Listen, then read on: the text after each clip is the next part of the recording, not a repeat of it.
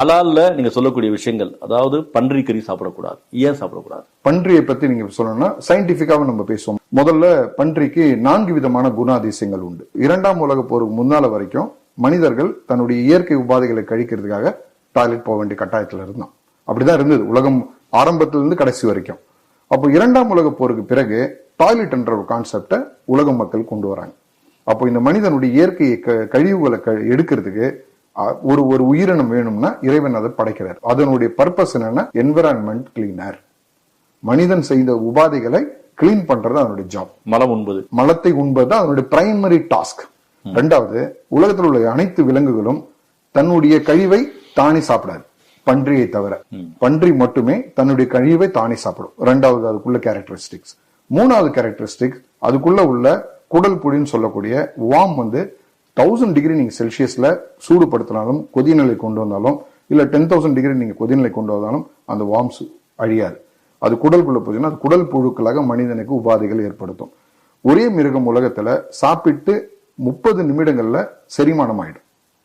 மற்றதுக்கெல்லாம் 4 மணி நேரம் தேவைப்படுது. மனிதனுக்கெல்லாம் செரிமானம் ஆகிறதுக்கு 4 மணி நேரம் ஆகும். ஆனா இது மட்டுமே 30 நிமிடத்துல அதனுடைய கழிவுகள் கொண்டு வந்துடும். அப்ப அதனுடைய எக்ஸஸ் உள்ள அன்வான்ட் இது பாக்டீரியாஸ் எல்லாமே ஃபேட்ல போயிட்டு ஸ்டோரேஜ் ஆயிடும்.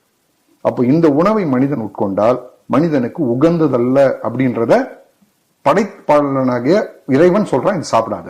அவன் தான் படைக்கிறான். இதை விட முக்கியமானது, உலகத்தில் உள்ள எந்த மிருகங்களும் செய்யாத ஒரு விஷயத்த இந்த மிருகம் செய்யும். என்ன செய்யும்னா, தன்னுடைய துணையுடன் கூடிட்டு மற்ற துணையை அழிச்சிட்டு வந்து அது பார்க்கும், வேடிக்கை பார்க்கும், அனுபவிக்கும். இந்த பண்பு ஷேம்லெஸ் அனிமல் சொல்றோம். முதல்ல என்விரான்மெண்டல் கிளீனர், 2வது ஷேம்லெஸ் அனிமல். இதை உண்ணும் போது மனிதனுக்கு இது போல வெட்கம் என்பது மறைந்துவிடும் என்றது சயின்டிபிக்கா நிறைய ப்ரூஃப் இருக்கு. சூடு சொரணம் இருக்காதுன்றீங்க. இருக்காது. இப்ப நீங்க சொன்னீங்க கரும்பணிகள் ஒரு விஷயம் இருக்கு. இந்த வெள்ளை பணிகள் இருப்பாங்க, அவங்க அதை வளர்க்குறாங்க. ஆமா, வளர்ப்பு முறையில வளர்க்குறாங்க, அது இயற்கை மூலமாக வளர்க்க செய்யும். இப்ப சொன்ன அத்தனை கேரக்டரிஸ்டிக்ஸும் அந்த ஃபார்ம்ல வளர்க்கிற பண்டியும் செய்யும். அப்போ இது shameless animal, is environmental cleaner. சாப்பிட்டீங்கன்னா உங்களுக்கு வியாதிகள் வரும், அதனோட குடல் புழுக்கள் உங்களோட உடலுக்கு போகும், இதனால பல உபாதைகள் வரும், லாங் டர்ம் டிசீஸ் வரும்ன்றத சயின்டிபிக்கா ப்ரூவ் பண்ணிருக்காங்க. கதையா நிஜமா? இது நிஜம். இது அறிவியல் சார்ந்தது. அமெரிக்காவை சார்ந்த அறிஞர்கள் எவ்வளவு பெரிய டாக்குமெண்டேஷன் பண்ணிருக்காங்க. ஒரு இண்டெக்ஸை போட்டிருக்காங்க, பிக் இண்டெக்ஸ்னு ஒரு இண்டெக்ஸை போட்டிருக்காங்க. பன்றியின் மூலமாக வரக்கூடிய நோய்களை பத்தி விளக்கமா தெளிவாக நிறைய விஷயங்களுக்கு. இன்றைக்கு இந்த கோவிட்டுக்கு பிறகு சைனா மாதிரி நாடுகள்ல போனீங்கன்னா பன்றி சாப்பிடுவது குறைக்கப்பட்டிருக்கின்றது ஸ்டாட்டிஸ்டிக்ஸ் காட்டுது. அப்புறம் ஆல்கஹால், மதுவை எடுத்துட்டீங்கன்னா சிந்தட்டிக் ஆல்கஹால், நேச்சுரல் ஆல்கஹால் 2ஆ பிரிச்சுக்கணும். இங்க என்ன கன்ஃபியூஷன் வருதுன்னா, மக்கள் ஆல்கஹால்ன்றது காமனா எடுத்துக்கிறாங்க. இப்போ இண்டஸ்ட்ரியல் ஆல்கஹால்ன்றது இண்டஸ்ட்ரியல் பர்பஸ்க்காக யூஸ் பண்ணக்கூடிய உங்களுடைய சிந்தட்டிக் ஆல்கஹால் சொல்லுவாங்க. அது எத்தனாலா இருக்கலாம், மெத்தனாலா இருக்கலாம். அதை நீங்க சாப்பிட்டு குடிச்சீங்கன்னா இறந்துருவீங்க. ஆனா இந்த ஆல்கஹால் ஒரு கிரேப் ஜூஸ்ல இருந்து வரும்போது அது கிரேப் ஜூஸ். அதே கிரேப் ஜூஸை 10 நாளோ ஒரு 20 நாளோ பூமி கடல் போச்சுன்னா அது பேர் வைன். அப்போ ஒரு ஹலாலான பொருள், இயற்கையான பொருள் ஹராமான ஸ்டேட்டஸ்க்கு மாறுது. அப்போ அதே வைனை இன்னொரு ப்ராசஸ்க்கு உட்படுத்தீங்கன்னா அது வினிகரா மாறுது. திருப்பி ஹலால் சார்ந்தது ஹராமா மாறுது, ஹராம்ல இருந்து திருப்பி அது ஹலாலா மாறுது. அப்போ 3 ஸ்டேட்டஸ். இது பேர் ஆல்கஹால். அது உட்கொண்டால் இன்டாக்சிகேஷன், போதை வரும். போதை வரும் அனைத்து பொருட்களும் தடுக்கப்பட்டது. பன்றி சார்ந்த உணவுகள், பன்றி சார்ந்த உணவுகள், சரி, ஆல்கஹால், அப்புறம் இறந்தது சார்ந்த உணவுகள், இறந்த மாடு, இறந்த விலங்கினம், எந்த விலங்கினமா இருக்கட்டும், அப்புறம் தடுக்கப்பட்ட விலங்கினங்கள். தடுக்கப்பட்டதுன்றது பாதுகாக்கப்பட்ட விலங்குகள் கூட சொல்லலாம். உங்களுக்கு உதாரணத்துக்கு லேமனுக்கு புரியுற மாதிரி சொல்றேன். 4 விதமான உயிரினங்கள் இந்த உலகத்துல இறைவன் படைக்கிறான். முதல் விதமான உயிரினங்கள் 4 கால் பிராணி. 4 கால் பிராணிகள்ல எந்த விலங்கு தன்னுடைய முதல் முட்டி கால்களை போட்டு பூமியில உட்காரதோ இதெல்லாம் உண்பதற்கு உகந்த உணவு. எந்த விலங்கு 4 கால் விலங்கு பின்னங்கால்களை பின்னால போயிட்டு உட்காரதோ இதெல்லாம் மனிதனுக்கு உகந்த உணவு இல்ல. யானை பின்னாலதான் உட்காரும். இந்த யானையை யாராவது சாப்பிட்டது கேள்விப்பட்டிருக்கீங்களா? யானை கறி விற்கிறத கேள்விப்பட்டீங்களா? ஏன்னா பாதுகாக்கப்பட்ட விலங்குகள் இருக்கு. பாதுகாக்கப்பட்ட விலங்குகள் எல்லாமே தடுக்கப்பட்ட விலங்கு லிஸ்ட்ல இஸ்லாம் சேர்க்குது. அப்போ பின்னங்கால்களை போட்டு நாய் பின்னாலதான் உட்காரும்.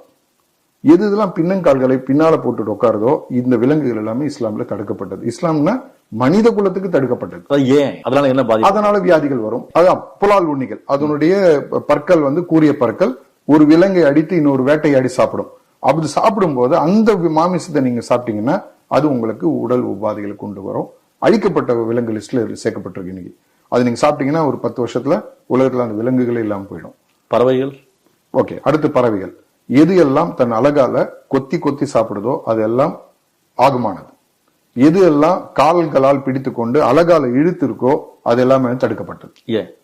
அதான் அதுவும் புலால் ஊனிகள். கழுகு ஒரு இரையை எடுக்கும், இரையை காலால புடிச்சுக்கும், தன்னுடைய அலகால கொத்தி எடுக்கும். இது தடுக்கப்பட்ட விலங்கு. காகம் புலால் ஊனி. அது தவிர்த்து ஒரு கோழியோ இதெல்லாம் கொத்தி கொத்தி தன்னோட உணவு எடுத்துக்கும். இதெல்லாம் ஆகுமானது, மனிதனுக்கு உகந்தது. சரி, இப்போ ஹலால் 2 இருக்கு. இன்செக்ட்னு சொல்லக்கூடிய பூச்சினங்கள். பூச்சினங்கள்ல அனைத்துமே தடுக்கப்பட்டது எக்ஸப்ட் வெட்டுக்கிளி.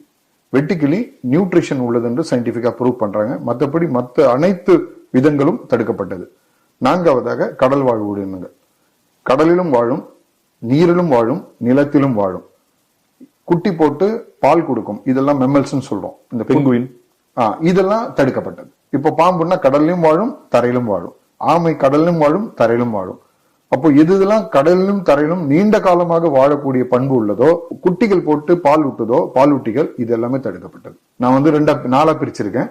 4 கால் பிராணி, பறவைகள், பூச்சிகள், அப்புறம் கடைசியா உங்களுடைய மெரைன் ப்ராடக்ட், மெரைன் அனிமல்ஸ் சொல்லக்கூடிய கடல் சார்ந்த உணவுகள். அப்போ மீன் வகைகள் எல்லாமே சாப்பிடலாம். எல்லாமே சாப்பிடலாம்.